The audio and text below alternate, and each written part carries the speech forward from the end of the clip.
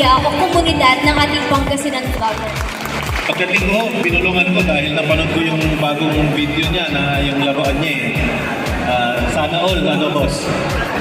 So, walang imposible. Let's just trust the process. Walang mahirap, walang madali. Sundin lang natin ang ating mga nasa puso. Lahat po yan. Yeah, from Congresswoman Rachel, she's very proud nung naikwento niya sa akin na ang dami-dami pala ng ating mga content creator dito sa Pangasinan. Palakpakan naman po natin. Pero syempre po, nais ko pong bigyan galang ang ating mahal na Mayor Kevin Roy Macalala, yung mga creations ninyo.